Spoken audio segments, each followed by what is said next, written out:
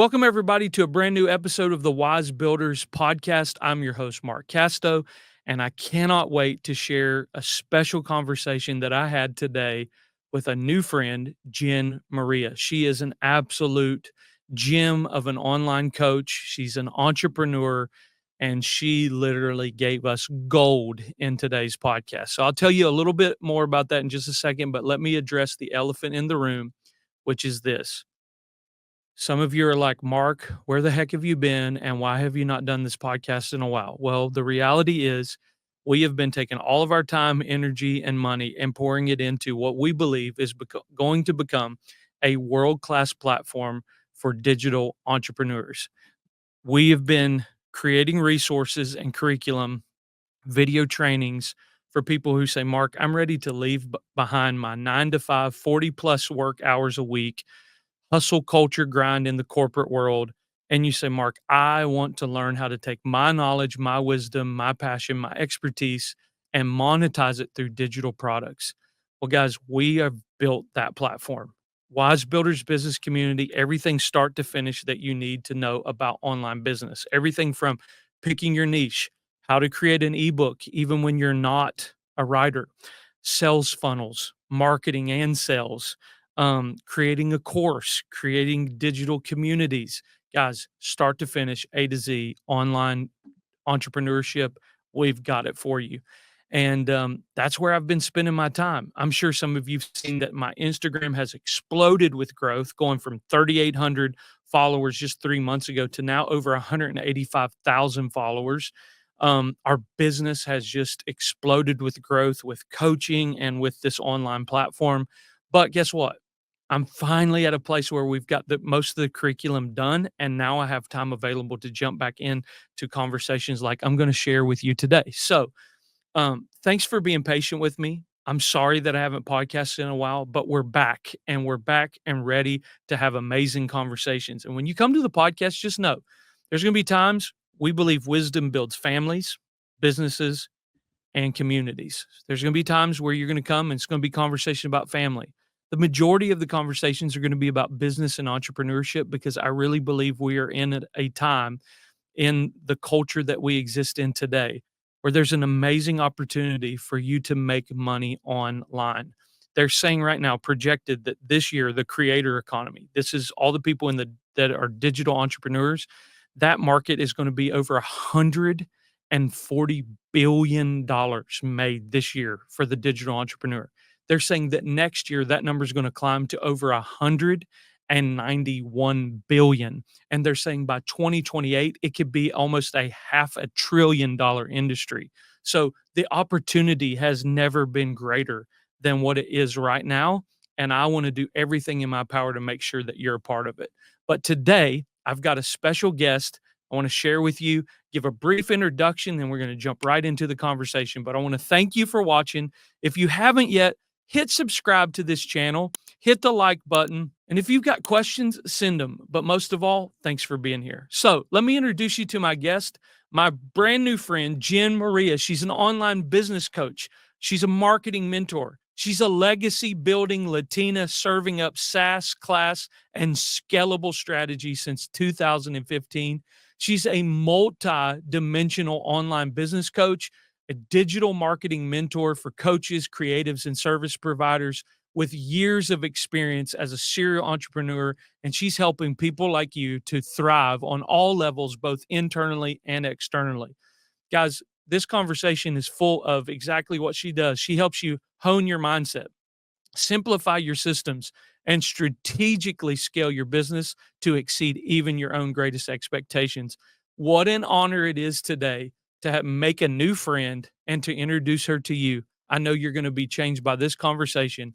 Ladies and gentlemen, if you would, let's take this time, push out the distractions, and let's lock in because Jen Morilla is about to drop wisdom on you this next hour. All right, guys. Well, welcome to the podcast. And Jennifer, thank you for being a guest today on the Wise Builders podcast. I'm excited to be here. Thank you for having me.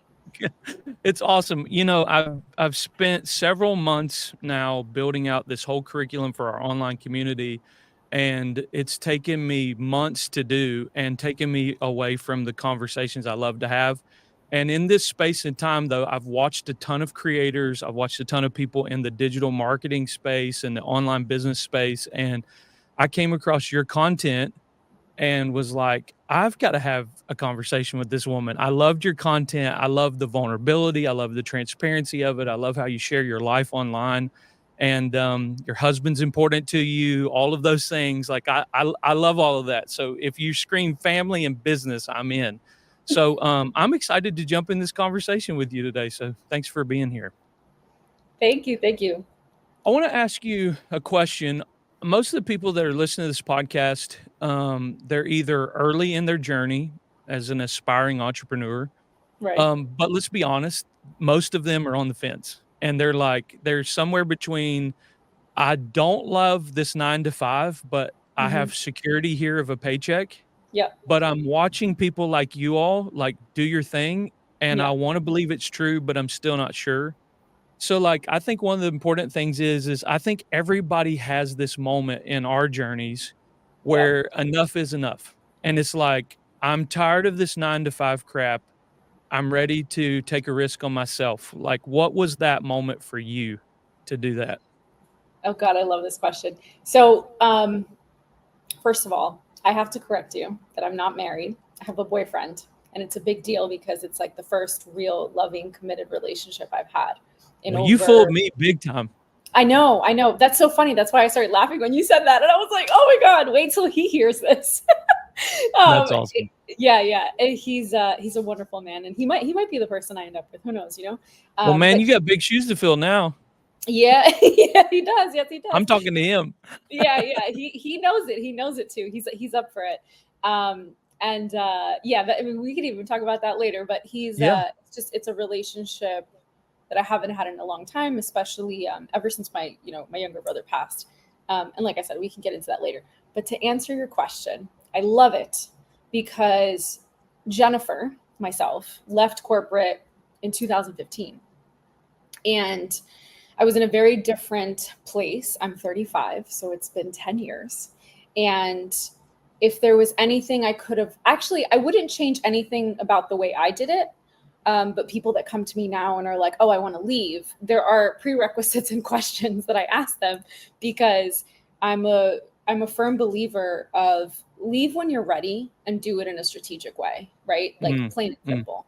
Um, and I definitely want to say that for those of us here on this side that have built the business and have the money and do this full time, we're only ever going to show you the highlights, right? Right. We're Right. far and few in between that will actually show you. I know you have. I definitely have shared my crumbling moments. But there's far and few in between people that actually share with you like the realness of what happens. Any of my clients that work with me, like I'm the first one to be like, don't do that because you're going to put yourself in a pickle in whatever situation, whether they're building a course or however their business is going to look like. So just keep that in mind that you should, especially if you've been in corporate for such a long time, be very cautious, and it should be a strategic plan, right? There's an identity that happens when somebody works in corporate. They turn into this like they don't know how to think outside of the box, and it really does take years of entrepreneurship Mhm. to be able to say I'm an entrepreneur and I'm really good at it. 2 years ago, and I said this in the last two interviews that I've had, I had a place in my business where I had burnt out, and my mentor, I was on the phone with her and I was crying and I was like, I think I need to go back to corporate. And I love her for this because I say this now laughing, but I was literally in tears. And she said to me, she's Mm. like, okay. She's like, you know what? Maybe you're right. She's like, I'm going to send you a resume template and you can start doing that. And I was like, okay, great. And I remember I get off the phone, I started writing the resume. Look at your face. You're already laughing. And I legit wrote everything that I do in my business. And I looked at the resume and I'm like, well, shit. I was like, this is a terrible idea. Yeah. And I was like, no. And then I called her and she was cracking up. And I was like, you're laughing at me. She's like, it took you a whole 30 minutes. And I was like, she's like, I thought you were being serious. I was like, I was. She's like, Jennifer. And I was like, and I said to her, and I was like, well, and she said to me, she's like, you made a choice when you decided to be in this industry, and you're too far along to decide to change it. And I was like, you're right. And she's like, you're going to get paid less to do triple the amount of work because you can do 3 jobs in one. Right. And she's Right. like, and you will last a month before you flip a shit. And I was like, you're absolutely right. And she's like, so get your shit together and do what you got to do. And I was like, yes, ma'am, you know? And I say all of that to say, because it is the path of entrepreneurship. When you choose to say, right, I'm going to go on my own, whatever business you decide to do as an entrepreneur, whether it's a brick and mortar or in this online space, you are deciding to go all in. And there is a point, there is like a threshold where you can go back. But eventually it gets harder the further you stay apart. So for people that are like on the fence, there's a plan. And my plan, I say it very simple.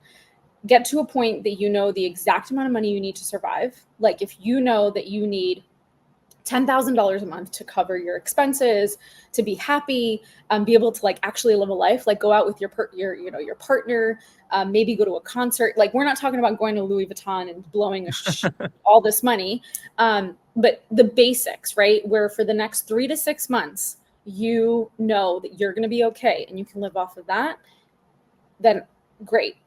And simultaneously build that business. And I think you need 2 skill sets to be able to build any business, and that's sales and marketing. Absolutely. I think I love that you bring up the sales and marketing conversation, because I think that people get this idea if that I just come up with this like great course idea that somehow I'm just going to get wealthy. You say something very controversial in your content, and that is that online courses are dead, Yeah. which is funny because I would just love to hear you rant a little bit about this. This was not one of the questions, but you brought it up, so I'm like, I can't wait to talk about this. So like, because again, I think people have this mindset that they're going to come up with this brilliant idea and everybody's going to want to buy their course, but they don't know anything about sales and marketing. And guess what? You can have a great course idea, you can have a great product, but if you do not understand sales and marketing, it's going to be crickets on the other end while you're waiting on notifications to come through of sales. Yeah. Yeah. I mean, I work with everyone. I don't just work with coaches. I've worked with every type of business across the board, from a consulting aspect and from like an online space aspect. And you can be a lawyer, you can be a therapist, you can be an absolute genius at what you do. But if you don't know how to market what you sell, there's no point. There's absolutely no point. Right. Yeah. Yeah. Yeah. Well, tell me a little bit about that. So like if digital courses are dead, as you say, then what should somebody be doing that's in the online space then? So I want to clarify that. They're dead, they're dying. I think they're more so dying. I think they're dying because of AI. I think we're getting to a point where artificial intelligence is going to take over. Like it's just so much easier for people to get knowledge nowadays. Right. And why would somebody spend $97 on a program? And truth be told, like the way you have to think, and this is the way I explain to people, I was like, you have to think of how much energy it's going to take for you to create this product, and how much input you're going to put and how much you're going to get in return.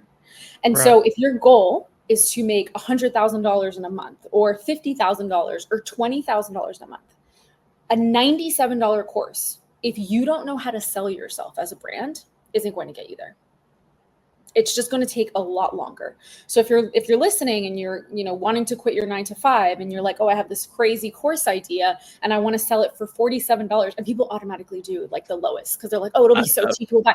Guys, I have sold things for $47 that were gold, and it didn't matter. It didn't matter how cheap it was. If the value and you don't know how to sell it isn't there, people won't buy it. And that's just period. I have bought programs. I don't know. I'm like notorious for this. Like I've bought courses and programs that I've never even touched. I've looked at the first module and I'm like, I can't believe people pay money for this. Like it's like absolute shit. And it's like, oh my God. Like, and it makes me feel better. It's almost like an ego thing. Cause it's like, I put so much energy into what I provide. That there's value there. And I don't hesitate when I quote something, right? When I say this is $97, it's probably worth way more than that, but I'm going to sell it for that. Yeah, so I think that's the biggest thing, is that you have to look at the overall picture, and people automatically look at themselves at the level of the people they admire. And it's like, you and I have been doing this for a really long time. We now know the kind of business we aim to create, Hmm. and we know our goals. We know what we're trying to measure up against. We've failed plenty, and we've succeeded enough to know in what direction we want to go in. And so it's not necessarily that they're dead, they're dying. I Yeah. think the people that have great success are people that have a massive audience and have a huge community. It's just easier because it's a numbers game. You're just putting it in front of more people. But Volume. Yeah. yeah, and the majority of people don't have a big audience, and so you're, putting it a $97 product on your 1,000 followers, and it's going to be really hard to sell that product, and then that just leads to burnout. Yeah. Yeah, that's really good. Let me ask another question connected to that then. Yeah, So, like, let's say that somebody does have, like, when I started my journey, I had 3,800 people that were following me. yeah. But then I had this unicorn video that took off that made me go viral. The next thing you know, I went from 3,800 to like 150,000 people in like a matter of 2 weeks. And it How was is just like, that? Like, how is that feeling? Look at your face. it was wild. I mean, in some ways, like, I mean, that just happened like 4 months ago, Yeah, 3 months ago, and so, like, it was wild because it was happening and I didn't even know it. So, like, I'd already kind of like, "Okay, I'm building this business, I'm letting people know that, like, I have this community that I'm building and I'm inviting them into it," but yeah. then I'm really dialing in this Instagram process, right? And I'm like, Mhm. "Okay, I'm gonna figure this out. Imma Yeah, dial this in, I'm gonna dial in my niche, and I'm really gonna speak to that one person."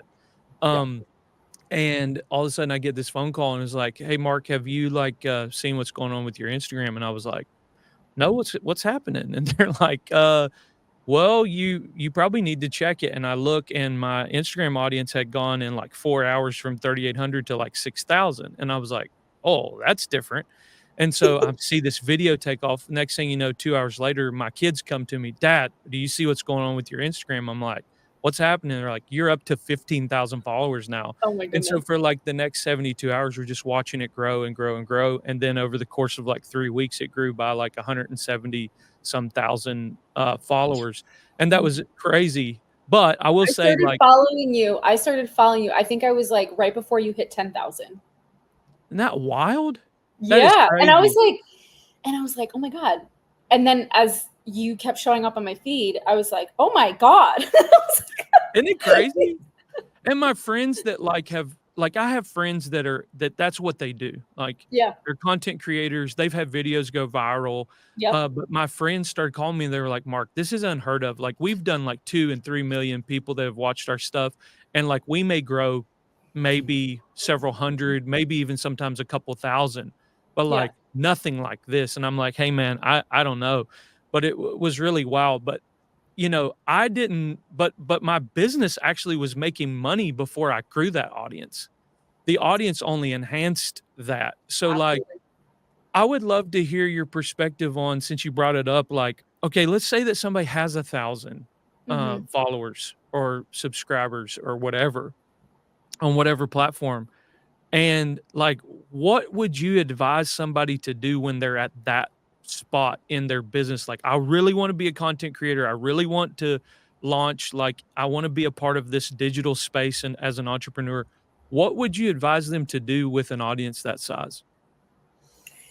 Um, I love this question. One product, one funnel, baby. That's it. I love it. Stay focused.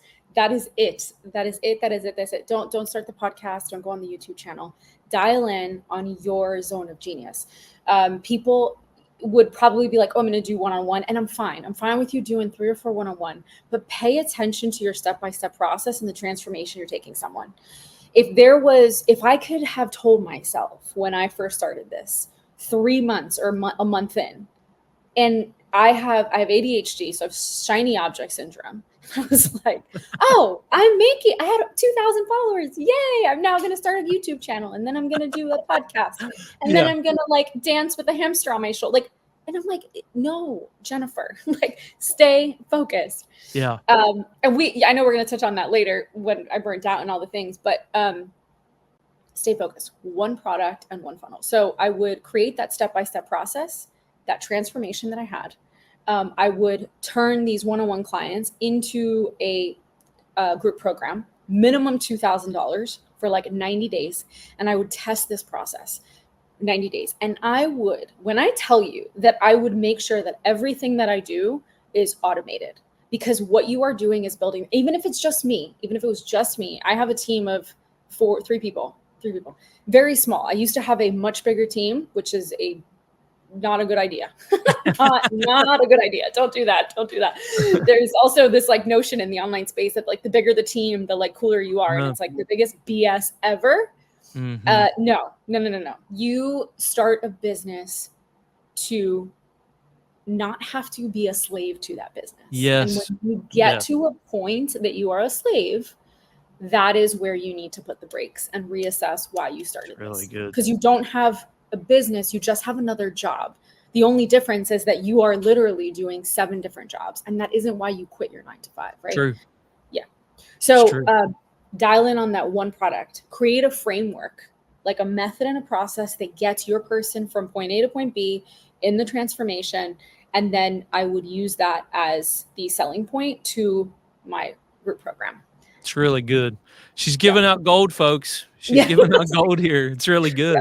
Let me ask you this, because going back to the beginning of your journey, because I love it. Like going back and watching your content even before we did this podcast together, it's like really fun to see how people, like, I believe entrepreneurs have to learn how to pivot.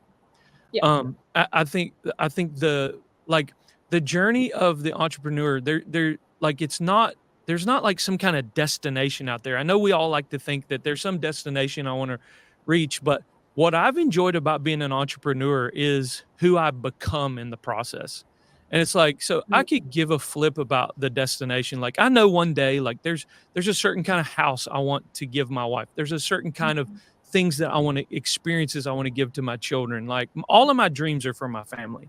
So like there's a certain part of that. So yeah, in some ways, I guess there could be a destination, but I love being in the process. Like I love like who I'm becoming with each offer I make and each new threshold I meet in my business. And the way I started is not the way that it is right now.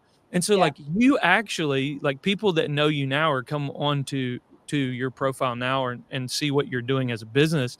Like you started off right, if I remember correctly, when you left corporate world in 2015, you started as a travel blogger. Yes, sir. That is not what you're doing today, is it? No.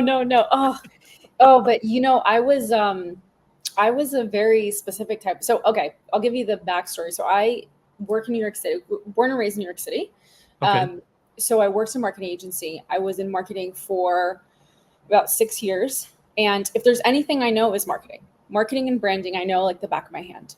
And with that, I know a little bit of sales, obviously as an entrepreneur, which I say this all the time. Like if you're going to become an entrepreneur, your title should just be a salesperson. Like you need to learn to sell. If you had to pick like which one, marketing or sales, I would do sales over marketing, because I have learned to sell ice to a polar bear. Like, and it really is about the value, and that's a skill set, right? Yeah. I had somebody a couple weeks ago, who was graduating college, and she messaged me and she was like, look, I really want to become an entrepreneur. And I said, go buy a sales course.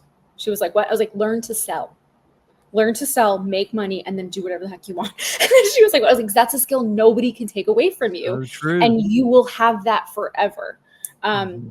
So coming from a marketing background, I used to work with consumer packaged goods, and there was a company I worked at an agency, and there was a company that we represented. I'm not allowed to say what it was, but it was a really big company. And they were working with mommy bloggers. So you're going to laugh at this. The goal was to become a mommy blogger because Mark, I wrote a $250,000 check to a mommy blogger. Yeah, look at your face. I hope people are going to watch this on video. His eyes just went boom. Guys, wait. It gets even better.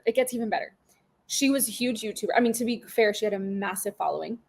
So she was a huge YouTuber, and it was for a video, 2 recipes on her blog. She had something like over like 2.3 million monthly views on her blog.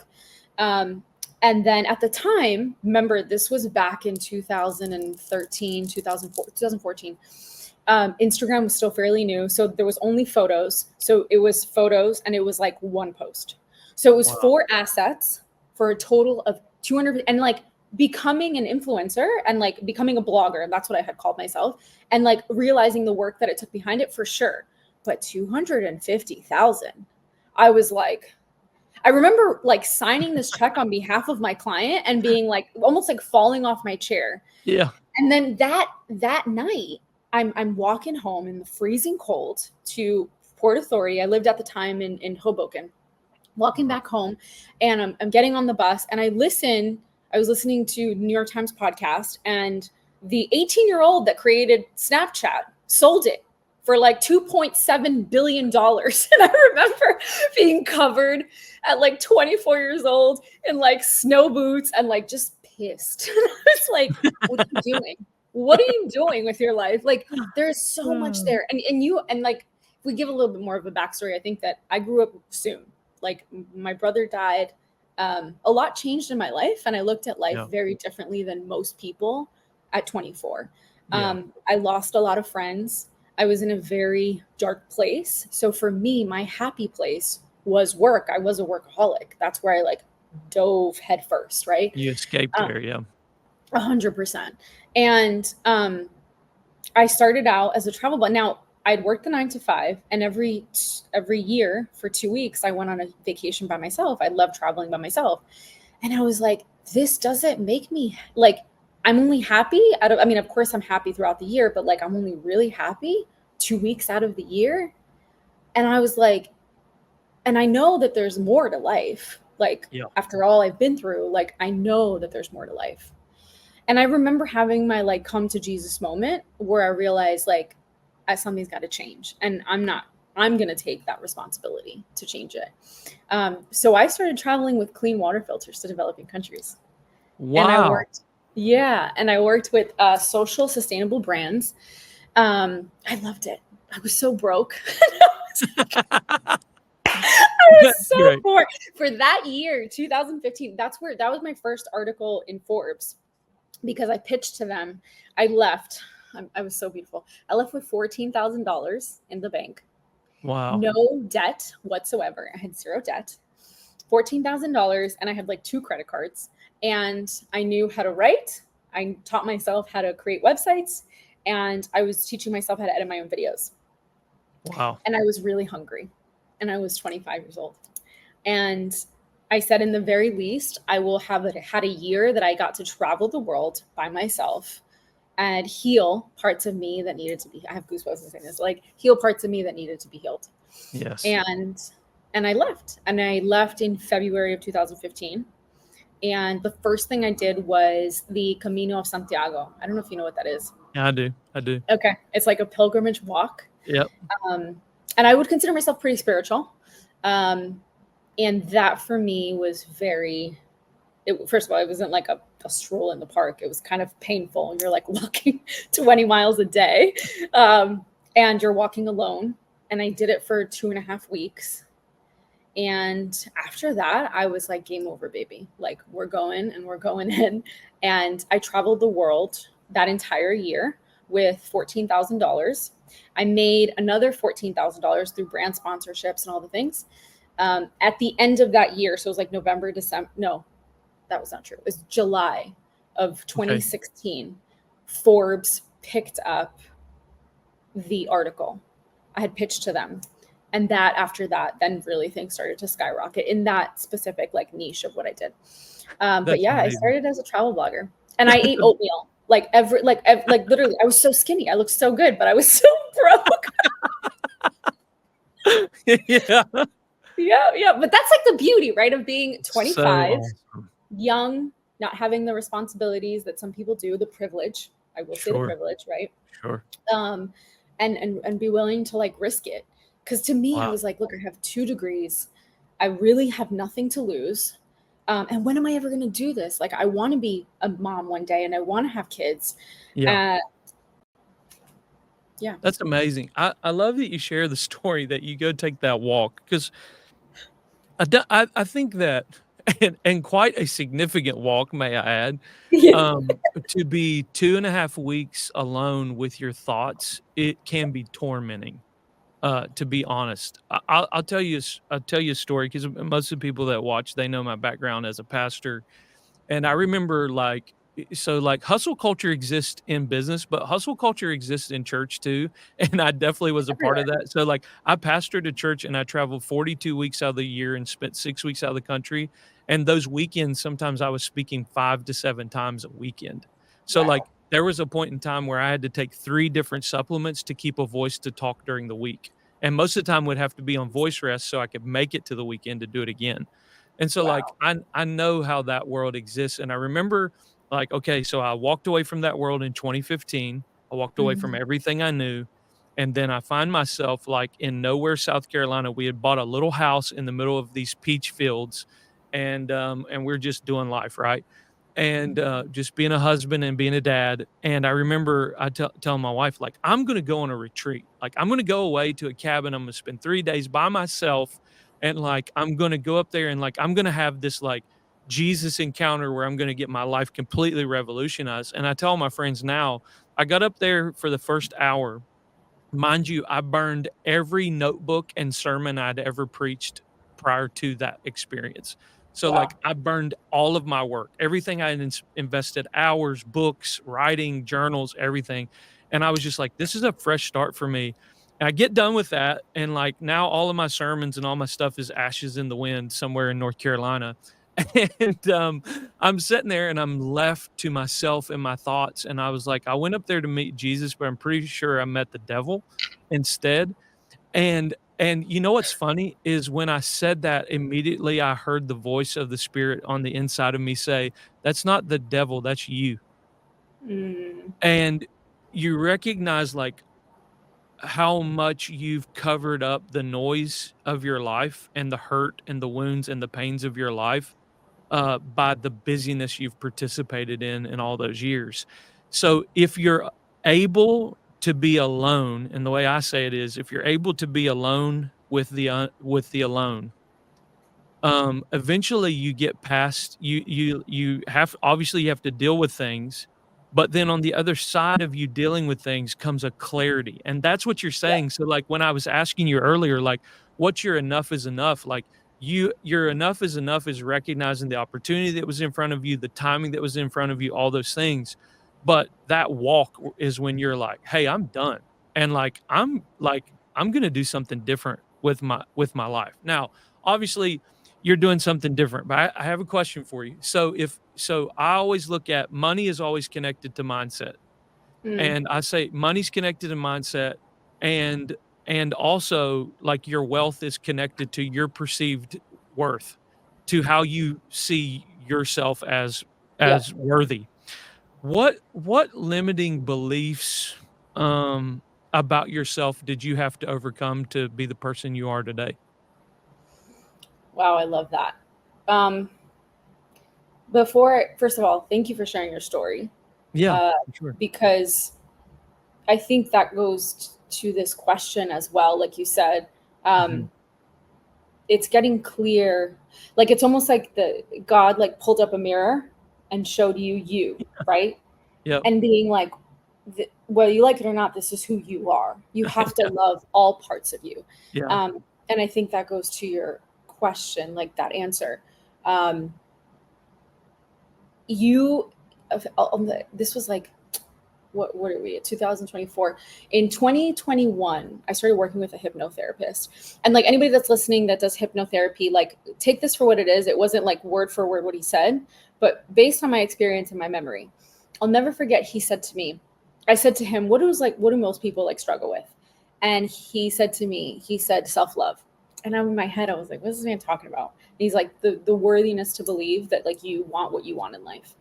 And I remember looking at Mm. him and him saying that to me and me thinking like, this guy's full of shit. Like, like, does he know who I am? Like, of course I love myself. Like, what's like, like what? Um, and as all the things in my life happened, because I don't think you have, at least for me, right? Like I had that moment in 2015 where I went on that walk and I realized like the veil was pulled up, and I'm like, I've been creating a life that I was told that I Yeah, had to have, that's right? right. Here I am at 25. I lost my best friend. My life is completely upside down. My parents were still healing. My sister was still healing and her husband, and I was alone. I had been through relationships that I ended, and I was like, I was completely alone, and I wanted it to be that way. Um, and I'm like, and I'm not happy. Like, I got the job, I got 2 degrees, and I'm not happy. So they said that I would be happy, and I'm not happy. So what's going to make me happy? So when I quit to travel, and mind you, it wasn't like my parents were like, yay, congratulations. They were very scared. They were very nervous. And that's not how I was raised. I was raised Cuban, traditional, go to school, get a degree, get married, buy the house, get the dog, make the baby, like Yeah, in that order. And yeah, here I am just like flipping the table. And it's like, well, I'm not going to do any of that. I am going to go travel the world and help people. My parents were like, what? Like, what? Like, what's wrong with you? So it took a level of getting to a place to understand that it starts with you. I know that sounds so cliche. And every time I say that, I like it's true. laugh, but it's It's true true. though. It's It is true. 100% true. Like, it doesn't matter what you think. It doesn't matter what anybody else thinks at the core. And it hurts the most when it's like your friends and your family. It doesn't matter what they think. It's what you believe. It doesn't matter what your partner thinks. It's what you believe to be true. And I'll never forget that hypnotherapist, what he said to me. He's like, it mostly comes down to what you think you are worthy of having. And in 2023, I had my other moment where God pulled up the mirror and I saw the life that I was creating and who I was becoming. And I'm like, this isn't actually what I want. Like, and I saw all of it. I saw the demons. I saw the dark side. And I was like, well, I got to learn to love myself again. And I got to learn to get to a place that I fully accept who I am and that I am worthy of receiving what I want. And I'm still on that journey. I don't think that like Sure, I'm woke and great and like everything is great. I think I'm still on that journey. sure. I do believe it's like an energetic expansion without getting too woo woo. That I think there's a part of you that is like willing to receive what you think you are able. And if that's why your environment is so important, and I preach this so much, like that's why your mentorship, the communities that you're in, your friends and family is very important, because if everyone around you has a 9 to 5 and you are an entrepreneur who wants to scale to 20, 50, $100,000 months, get in rooms with people that do it. Yeah. Because if the people you talk to on a daily basis don't actually do that, it's going to take you a lot longer to get there. Yeah, yeah, I mean, like, you literally have to surround yourself, yes, with people that are doing it, because mindsets matter. Like, Yeah. mindsets are connected to money, and so, like, if you're the wealthiest person in the room, you need to find a new room. If you're the smartest person in the room, you need to find a new room, Yeah. because they've done what you're longing to do. And, to go back just real quick, it really does come down to worth is your ability to receive love, and Yep. even love It for does come down to yourself, period. And that's a big part of entrepreneurship, because if you don't believe in yourself, you will never take a risk on yourself. And so, like, you have to know you are dearly loved by God, number 1, but mm, to be able to receive that love to the point where it's like, there's no chance I can fail. I'd rather take a chance on me than anybody else, because I know me. And to mhm, be able to love yourself that well, and I think that's what happened to me even last year when our church burnt to the ground last year and we went through the fire. Like, at some point, it was like, "You know what, Mark? You've really boxed yourself in a literal way to, like, the church and what people have defined what a pastor does." And I'm like, "I can pastor through a podcast. I can pastor people when I'm sitting down." Like, it doesn't matter. I can't be a traveling mommy blogger, but I could be whatever I wanna be, and pastor and love people where they're at. So I love that you bring that up, and there's just so many limiting beliefs that are connected to this, and you have to have mentors and people around you going after the same thing, because I think mentorship above anything, like, what I value so much about my business coach and my mentors in my life, and even fathers that are in my life, is that they believe in me more than I believe in myself, and they're helping shift mindsets. So like I'm in the fight, I'm in the boxing match, they're in the Yeah. corner, and they know my potential, they know what I can bring to the table, but I'm in the fight. And so I get to come back to a mentor, I get to come back to a father and a coach and sit down, and before I get back in the fight, they can be like, "Hey, you keep like doing this and you keep getting punched in the face. So how about let's do something different here? And how about you throw that right hook? Because I've seen you do that really well." And like, and they're able to reposition me, help renew my mind Yep. about myself, my offers, all the things that I'm doing, and give me the grace to say, I can do this. Like I can do this. And I think that's really, really important.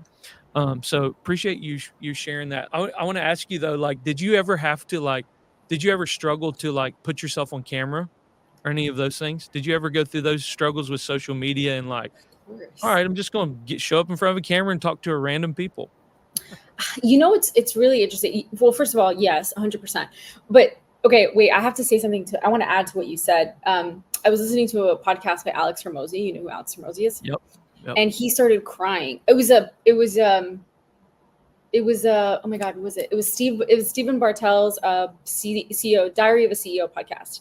Mm-hmm. And Alex was crying because he was talking about his wife and how they got to that point where he lost everything. And he was like, listen, like they had only been like 8 months in or something. And he was like, you can walk away. Like, like, I can barely afford to like pay rent. Like, if Right. you want to leave me, like I would leave me. And she like said, no, I believe in you. And I remember listening to that podcast and crying. And then also like watching him, and like you can see it in his face that like what you said is you need that one person to believe in you. And he says it in that podcast. He's like, you just need that one person in the moments and the times that you don't believe in yourself. And when it's really easy to say when you're up on a high, like, yeah, I believe in myself. Yeah. But the real test is when you meet the devil, right? As you said, it's when you're face to face and you're like, oh, like, can I do this? I don't know. And it is really hard Yeah. to do that when you're by yourself, when you don't have that person. And it takes a different mental strength that I do believe comes from God, because which is why I said to you, it's so important. My relationship is such a beautiful experience for me because I was alone for so long. Yeah. And when I had that experience last year where I was like, oh no, I was alone. And the only other person I had was God. And I remember talking to him, and he never answered in the way I thought he was going to answer. Like, you would think he's going to come down. It's nice, but it doesn't happen like that. But he answered in all the other ways that I do know that he answers, right? And that was my leading path. Yeah. But yeah, so I definitely wanted to say that I think that is really important, is having that community, having that one person that really sticks by you, or that's several people if you're fortunate and privileged enough to have that. Yeah. Okay, what was your question? Because I forgot. Well, basically, I wanted to kind of like nail down a couple of like, what are some actual limiting beliefs that Oh, you had to overcome? And everything, it could be something as simple as like oh, overcoming being in front of the camera yeah, or yeah, like, yeah. Okay, so I never really had the fear about being in front of the camera. I did, but I didn't, because I was like, you mean, who cares? You've got nothing else. I didn't put too much energy into it. So I yeah, started on YouTube. YouTube was always my favorite. I hid the video, but my very first YouTube video was atrocious. Like, I look back at it and I'm like, there's like so many ums, and I'm like, guys, like it was not pretty. And I show that to my clients when we have like people that join the program, and they're like, I'm really scared to show up. And I'm like, let me show you how I started, because you're comparing yourself to me, and I'm used to it. Like, I yeah, do enjoy getting on camera now. Now for me, it's a lot easier. yeah, But I didn't start that way, right? Like, you have to remember, like, it's just like confidence. It isn't something that you come right out of the gate. It's built over time. Every time you step into, that out of that comfort zone and just push yourself a little bit more. right, But I would say the biggest, and it's something I'm still working on, is really being seen. And not in the, I'm scared that people are going to see me on camera. It's, how do I share my opinion and it not, even if it's not justified, even if it's not, people don't like it, and being fully seen for the people that I care of the most, right? So like my friends and my family, like stepping over that. Yeah. Another big mindset shift is, I don't believe we're the fear of the fear of failure. It's the fear of success. I think society teaches us to fail. They actually do a really good job of like, you can start all over again. Everything is fine. No, it's when you get to that level of success and you think, what's next? And do I deserve more? I'm going to sound like a real a-hole for saying this, but $10,000 or getting to $10,000 is not a big deal, right? Right. Like that is, once you get there, you're like, okay, that was easy. That wasn't so bad. 20, not a big deal. But when you get to like 50 or 100, it's a whole different ballgame, because what got you to the 10 is not what's going to get you to 50. And it's definitely not what's going to get you to 100. And so you have to be, again, understanding and willing and deserving that like you deserve this and you get to have this. And then also putting the strategies into place. But it's a big mental game. It's a big mental game. Yeah. Yeah. Yeah, that's why I tell people, I'm like, the real journey, like you think there's this destination, and it's like, no, like it requires you to become something to get to 10,000. It requires you to become something to get to 20, to 30, to 40. And it's like, quit making the numbers the destination. Like you have to become something, and you have to take action from who you are to be able to step into those new places and new realms. Because with every new, I think it's Harmozy that said this, like with every solution you create more problems. Yeah. And so like it requires you to grow as a human being. I told people, I'm like, a pastor didn't require a lot of faith, because people's lives would fall apart and you just had to be there for it. Yeah. In ways, as an entrepreneur, though, it actually takes real faith to believe in yourself, to believe in what you have to offer, and to believe that you can actually take the knowledge, the wisdom, the passion you have, and actually transform someone else's life with your knowledge and your passion. So like it really does require you to become something, for you to do something effectively. So yeah, I appreciate you sharing some of that. I mean, that's a part that I don't think a lot of people talk about, is success has challenges, just as many challenges as failure does. Failure's like, okay, that's just a normal part of being an entrepreneur. Yeah. And I think our society really sets us up for that. Like, you're meant to fail. And like, the more you fail, the better it is, because you like know what to fix. Exactly. I also think success can make you lazy. Oh, for sure. Talk about it. Yeah. So in 2022, I had $500,000 in my business, and I was making like $70,000, $80,000 months. And I took my foot off the gas. And I let my team, it's okay. They can figure it out. We can create content. They know what they're doing. Yeah. Big mistake. Big mistake. And and I remember looking back and laughing and be like, who did I think I was? Like, why did I think that was a great idea? Like, why did I think I could take my foot off the grass? And like, there was a level of laziness. And I brought on like salespeople to do the sales calls. And I was like, I don't need to get on sales calls anymore. And again, it was the ego. And it was what I was seeing on social media. And I was like watching all these people like, oh, I'm right there. I don't need to do it either. And I was humbled. Quickly. I was very humbled, and I was like, oh, this is not good. Wow. When you quickly see those numbers like drop, and you're like, oh, what am I doing? What have I built here? Wow. But yeah, I do think that success makes you lazy, which is why it's really important to like ground yourself. And I'm not even talking about like when you have all this money. I mean, think about it. Even like these superstars or these like celebrities that you make that one movie that kicks off their entire career, or like kids celebrities, and they make all of this money and they don't know what to do with it, and they go crazy, right?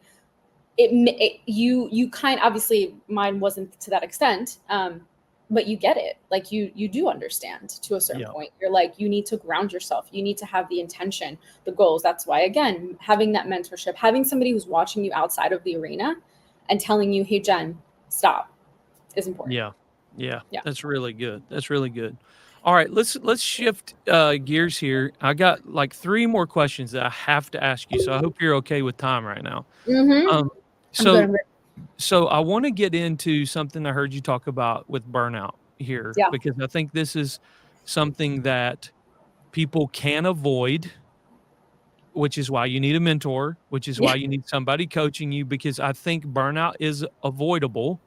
Yeah. But you need people in your life who have been through it. Unfortunately, Yeah. some of us had to go through it to help other people not go through it. Um, but I think that the entrepreneur is always thinking of ideas, solutions to Always. problems, and we're always making offers. Like we're always making offers. And so, but many times I think we create offers that we know we can do, but then they exceed our like capacity to fulfill them.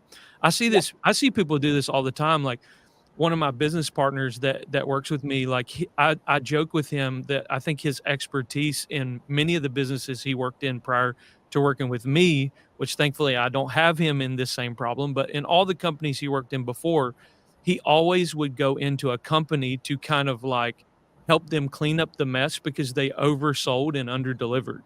And so Mm, like he had to help basically take this ship that is about to sink, about to capsize, yep. and help them like stay afloat and help them deliver on what they oversold on. And so we do that all the time as an entrepreneur, creating ideas and putting out offers that exceed our capacity, and eventually we Yep. burn out. So if the goal is to find both like financial freedom and time freedom, then how can we make sure we don't become another victim to hustle culture and find ourselves enslaved again to work? So like, can you speak to that a little bit? Because I know you've walked through that season of life yourself. Yeah. Yeah. Yeah. Well, I think doing what we said earlier, one product, one funnel, staying focused on that. Even when the product starts doing well and you're like, okay, like I'm making $10,000 months, like I can go to, no, don't do that. Like have a goal for that product, right? If your goal, so like right now, my one product, my one container is between 30 and 50. My goal is to scale that in the next year to 150. I want to scale that one container 150. That's going to take systems and processes over and over and reiterating. Mhm. Between now and then, I'm not going to start a YouTube channel, podcast, book. No, I'm just going to focus on that. I'm not going to sell another mastermind. I'm not going to sell another low ticket container because my energy is only so, I only have so much energy, and that energy needs to go to building out that process and the systems. Now, I might launch a podcast, which Mark, you have to come if I do. Hey, I'm But in. I'm already yeah, here. yes, but that would be like the extent of it, right? But it would just be focused on that one container. I wouldn't start building out another product. If somebody finishes and they're like, Jen, we want more, which was a beautiful place to be, which is where I was and what happened to me, right? Mhm. I had my mastermind, and it was my high ticket mastermind. It was what scaled me to 500,000, and people were finishing the mastermind, they were re-signing, and then there was only so much they could be in there for. So I created another product, and then I had an audience of people who wanted me right before the mastermind, so I created another product underneath it. So in terms of like the product suite, I had 3 big products, and Wow. I got to a point that I was like, this is a lot, and I don't, this isn't this isn't why I did this. This isn't why I built this. Mhm. um, and if I can go back to her 2 years ago and be like, okay, I mean, I kind of did it. I slowly closed out all the programs and Mhm. then rebuilt the business from a place of like, this feels really good. I want this. And it was, again, one product and one funnel. And now it's just having the accountability. So, like, for example, my OBM, if I come to her and I'm like, I want to build a course, like I literally said to her when I hired her, I was like, if I say that to you, you are to say absolutely not. And she was like, well, and was like, no, listen to me. This is your job dependent. This is a test. And then like to test her 3 weeks later, I show up to the call. I'm like, I'm ready to create a course. And she was like, you can't do that. And I was like, good girl. I was like, yes. I was like, we are not doing that. That's But like, awesome. it really is just stay focused on that one product, and taking care of yourself, having that like work-life balance. I had a friend of mine who just left their corporate. She'd been in corporate for 10 years, working in New York City. She's built a beautiful career coaching business, and she's in a great place. And she was like, I'm ready to get on the horse. And I said, no, Like, you literally just quit last week. Give yourself a vacation. And Yeah. she's like, but, and I was like, no, give yourself, I'm like, if you want to go on vacation, go for it. But if I could have, and what I tell most of my clients is, like, when you're doing that transition, treat your transition as if you still had that 9 to 5. I Right. was like, have a routine with yourself, right? But give yourself that freedom. So go on that 1 week vacation, come back and start waking up at 7 a.m. Instead of going into the office, go to the gym and then come back and start doing work. But start building that routine in the foundation, because the routines is the discipline that you need to build that $100 million business that you want to have. It's good. That's really good. It's really good. I love that. Next question I kind of want to pick your brain on is those, for those who have, they've made the decision to step into this space as a digital entrepreneur. Yeah. Okay. What is something that they should be doing consistently without question? Like, On you social need to media be doing this every day. You need to be posting and you need to be in the DMs and not cold selling. That's not what I mean. Let me reference this. Like, any new person that you get, introducing yourself. Social media is built to build connections. Yes. Business is a series of connections and relationships. Yes. The stages that I've been on, the press that I've gotten, it's through all of my connections. It's through all of the relationships that I've built through the years. Yes. And if you can do that, my clients stay with me because I built relationships and I care. So build those relationships. You need to be posting and you need to be in the DMs, going to these networking events, introducing yourself, not being afraid to tell people what you do. And I think people are. It's called social media. Yeah. Yeah. And, I'll tell you about one of the coolest experiences. I almost spent $10,000 the other day just because of somebody, like, just going out of their way to be social with me. Okay, so, like, I won't say who or whatever, but these people know who they are. Okay, so, like, everybody does the cold call thing. You get Yep. this. I'm sure you get this all the time. I All the mean, time. like, ever since the viral video, I have more video editors, email marketers, and Yeah. the whole drill, what I'm Yeah. saying, that are making cold calls and or Yep. cold DMs and pitching their thing and doing all that. But I had this online coach reach out to me from Southern California and did a video that was personalized directly towards me, and was Wow. just like, "Hey, Mark, I've been following the stuff you're doing on social. I think it's amazing. I looked over your program, told me the name of my program, what I had to offer." And he was like, "Man, I just want to let you know, like, I think we can help you scale this thing to," and he started running numbers. Yeah. And I literally I signed up for their whole call and went through the whole thing, just because he got super personal with me, and it Yeah. wasn't just like reading a script. It wasn't just like trying to hit the cliff notes of his offer or what. Like, he cared enough about me, To and do this it. is somebody with a large audience too, mind you. Like, this is somebody that has 4 times the audience that I have on social media. But the fact that he took the time Mm. to come back and to give a message to me that's personalized on video, took enough time to at least read half of what Yep. I was doing and Yep. be like, "I wanna help you." I immediately signed up and then, was just like, "Hey, thank you for that." And I stay in contact with those people to this day. Yeah. And now listen, this was before my video went viral. So this Mm. was when I had 3,800 people. So Wow. so this is why I tell people, be nice to everyone, because Yeah. you do not know who that person will become. Mm-hmm. I'm just here to tell you, like, people probably are having a bad day today because they did not treat Mark Zuckerberg well when they were in high school together. People right now are That's having a very hard true. time because they made fun of Bill Gates when he was in middle school, and it's like, if you would have been kind, you might have had a different story. Yes. So it's like, always be kind to people. You never know who they're gonna become. So this story means a lot more to me in what you're saying about what should people do consistently. Show up for people on social media, be social, get in their DMs. And this guy who had an audience 3 times what I have now. But back then, so he's got like over 800,000 followers on Wow. Instagram. He's Mhm. responding to me at 3,800 people with a detailed video Yeah. specifically aimed at me. That's a That's great. big deal. That's a huge deal. That's great sales right there. Yeah, and that's what Yeah. people should be doing because it's a connection. It just fun.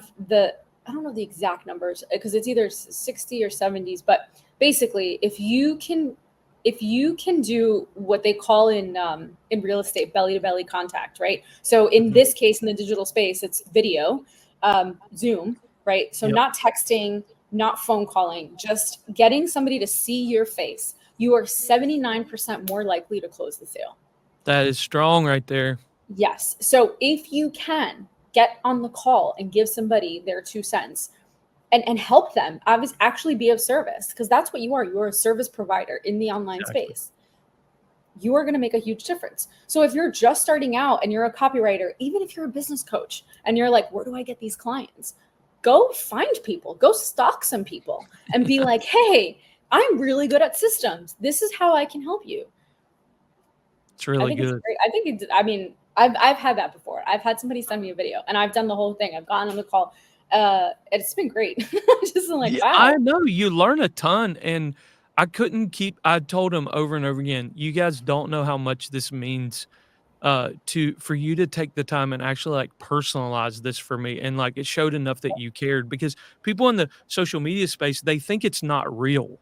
Yeah. And it's like, it's real, guys. Like, what you say on social media matters. Yeah. Like, how you show up for people even on social media matters. And guess what? If you never respond to people in your comments, if you never respond to people in the DMs, like, guess what?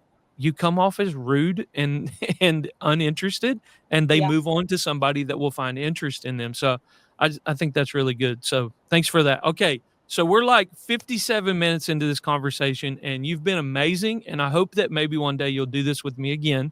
I Yes, got sir. one We have more to do, I question. think the next one has to be in person when I do my podcast. You have to come down here in Miami and we have to like I'm face to in. face, I'm in. right? I'm totally in. I have been to okay, so last time I was actually in Miami Gardens, Florida. Okay.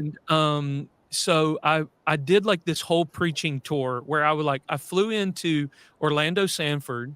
I went over to Fort Pierce, went from Wow. Fort Pierce, like this is crazy. And I did this all in a car. I went to Fort Oh my Pierce, God. then I went to Miami Gardens and then back to Orlando. And we did this like in a thing. Okay, so out of Oh my all the God. freaking vehicles that they had for me to rent, they Oh had no. one. This was back in 2000. This is back into like 2008. Oh my Okay. God. Okay, so listen. So I'm driving cross country in Florida, coast to coast, right? North to Oh south, God. east to west. When was this? Around what time? Was it like in the dead of August? No, this would have been like March 2008. No, I'm Okay. sorry. It would have been like April 2008. Okay. So the humidity had just started to kick in. Yeah, yeah. Okay. Yeah. So Yeah. I'm traveling around though in a yellow Xterra. I look like a freaking banana I was driving gonna all say a banana through. boat.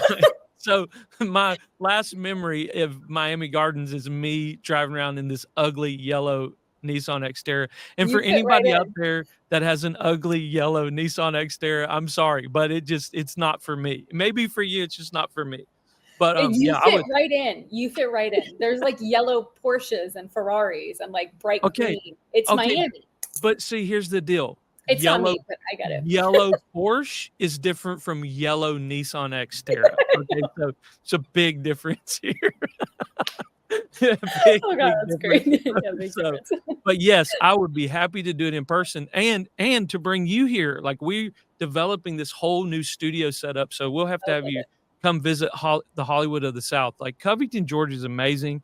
If you've seen Love Sweet Home Alabama, that was recorded here. If you've it. seen Ooh, Facing the Giants, that was recorded here. And then most of your Hallmark and ABC, those are my NBC kind of, favorite. yeah, Those are like my favorite you can movies. come to Covington in August and they will have snow blowed all over recording a Christmas movie for Hallmark here. Like Yeah, it's I the love that. wildest thing. So Anyways, but yeah, I'm thankful for this connection. I'm thankful you did the podcast. I've got one more question for you, and this was one that I had to ask you Okay. because again, I want to help people take the next step, right? Yep. And so like for those who are still on the fence about stepping into, and I love to reference it as the creator economy because that gives you a Mm. whole plethora of opportunities. Okay. So what advice would you give them to make the leap and take the risk on themselves? They're on the Oof. fence, but what could you say to maybe even shove them off the fence? Like push them off the fence. Well, first of all, the 2024, I believe the creator economy is supposed to hit next year something like 3 billion. It's It's huge. that is huge. So Yeah. there's definitely money to be made here, Yeah. 100%. But you have to understand how it works, and I think that's where people hesitate. So I would say learn and understand all of your options, whether that's you know, influencing, course creator. I mean, I'm not a fan of MRR, but you know, you got to do what you got to do, which is master resell rights. Learn what you got to do. But I would just say that, like, this industry, there's absolutely money to be made. And I think the real question you have to ask yourself, and I'll leave whoever's listening, is this. You get to the end of your life, and would you rather have ask yourself, what if, or thank God? And I think that is the ultimate question. Like, how do you want to get to the end of your life? And what is it that you want to respond? When I left, and take it with a grain of salt, right? I was 25. It was really about me getting to a point. I literally said to myself, okay, in 5 years, where do I want to be? Do I want to wonder, like, what if this actually worked out for me? Or could I do this? And I got to the 5 years and I'm like, okay, I did it. Now I get to pivot and do something else. And that's how I lived my whole life. I know that the day that I die, I will look back and I will be like, it was fun. Like, I lived and I learned. Yes, I made a lot of money. Yes, I lost a lot of money. And I also made more memories. And that's what we're here for. Yeah. We're here to experience all of that. Like you said, entrepreneurship is a journey. It's not about the destination. You're going to get there eventually. If you keep showing up, it's inevitable. You're going to get there, I promise. It's just a numbers game. That's all it is. And if you can somehow manage to remove the emotion, which is the hardest part, you're already 10 steps ahead than most people. So good. Yeah. So good. There's a book title right there. Yeah. What if, or thank God. That is strong. That is really good. I love that. Well, you know, you were mentioning about the creator economy right now. The current projections right now is that it will generate approximately 156 billion in this year. In this year. And says it could be, and they're projecting growth to over 191 billion by 2025. Oh my And gosh. potentially reaching 480 billion by 2027. That's the current statistics out on it. Oh my gosh. Wow. So like we haven't even begun, you know? And I really feel like there's a moment, there's a space in time right now that people need to take this moment, like you said, and they need to learn and invest in coaches, invest in mentors, invest in communities. So having said that, what offer do you have? Like, what's going on in your world? And tell our audience about what you're doing right now. Well, if you're listening to this, you can go over my Instagram and you can either comment on any of my posts, or you could shoot me a message and with the word money. And I have a free training on a masterclass on how to create and sell free class on how to create and sell your online program. And it's how to scale it to 10K months. And if you're interested and ready to take the next step and actually invest in yourself, then you can DM me the word offer. And I have my Simplify to Amplify Accelerator, where we take you to building out your online high ticket coaching program in 90 days with reoccurring revenue. And there's a guarantee. So it's exciting. Beautiful. Well, I hope that those of you that are watching this will jump over there. You need to follow Jen for sure. I'm calling her Jen Yeah, I already had her married off by the beginning of the podcast, but apparently that's not. I read too far into it. He's important enough to make it to the gram. he So is. He is. It's a okay, big step for so me. let me speak to the boyfriend for a second. You've got a good one. Don't let her slip. I mean, so you don't want to get to the end of your life and say, "What if?" or "Thank God." So Oh, he's gonna love this. He's yeah. gonna love this. So, anyways, seriously, Jen, thank you so much for spending time with us today. You're such a bright light. I love the vulnerability, the transparency. Go over there and follow her on Instagram right now, and take the masterclass. Learn something. Invest in yourself. And I'm always going to bring on other entrepreneurs on this podcast, and people are like, "Mark, you need to be pitching your own stuff." I'm like, "Listen, God is big. He loves us all, and there's more than enough to go around, and we're all going to make the world a better place. So we're good." But Mark. Jen, thank you again for just being so open, honest about your story, what you've been through, and giving us gold, absolute gold in this podcast. It was amazing. Thank you for it. Thank you. Thank you so much.